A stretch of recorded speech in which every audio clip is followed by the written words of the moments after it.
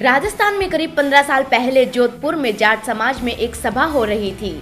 इस समय राजस्थान में बीजेपी के पास कोई बड़ा जाट चेहरा नहीं था, तो दिल्ली से जाट नेता और वाजपेयी सरकार के मंत्री साहब सिंह वर्मा को इस इलाके में प्रचार के लिए बुलाया गया।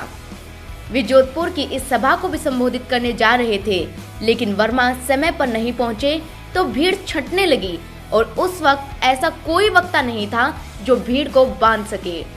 इतने में राजस्थान यूनिवर्सिटी का एक छात्र नेता मंच पर पहुंचा और उसने भाषण से समा बांध लिया। ये नेता हनुमान बेनीवाल ही थे, जो अपनी भाषण शैली से ऐसे लोकप्रिय हुए कि आज तक कोई सियासी पार्टी उनका तोड़ नहीं निकाल पाई है। इस बार राजस्थान के चुनाव में उन्हें तीसरे मोर्चे का बड़ा चेहरा माना जा रहा है। आइए आपको बताते हैं कि राजस्थान में बेनीवाल का क्या महत्व है।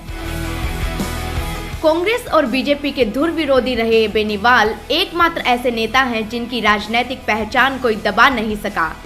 राजस्थान यूनिवर्सिटी के प्रेसिडेंट रहे खींवसर विधायक हनुमान बेनीवाल की पैदाइश नागौर में हुई।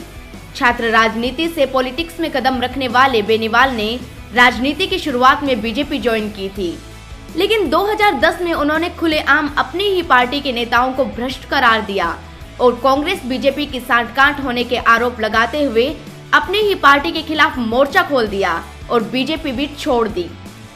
इसके बाद बेनीवाल 2013 में अपने विधानसभा क्षेत्र खींवसर से निर्दलीय प्रत्याशी के रूप में फिर पर्चा भरा और मोदी लहर के असर के बावजूद भी रिकॉर्ड मतों से जीत हासिल की। बेनीवाल नागौर, बाड़मेर, बीकानेर, सीकर और जयपुर जिलों में 5 सफल हुंकार रैलियों का आयोजन कर चुके हैं, जिनमें जुटी लाखों की भीड़ की गूंज दिल्ली तक सुनाई दी थी।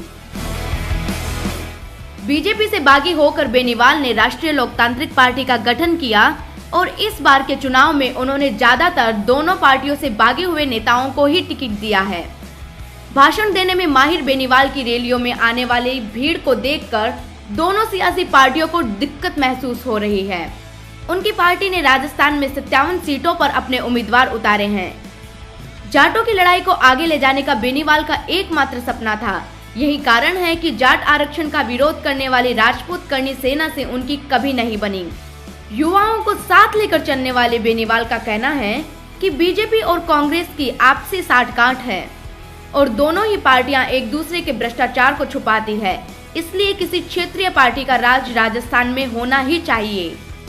वे ठोक बजाकर कहते हैं कि चाहे कुछ मिले या ना मिले, वे दोनों पार्टियों को चुनाव में कड़ी टक्कर देंगे। बेनीवाल सबसे ज्यादा लोकप्रिय जाट नेता बन चुके हैं और यही कारण है कि विधानसभा चुनावों में यह जाट नेता दोनों सियासी पार्टियों के लिए सरदर्द बना हुआ है।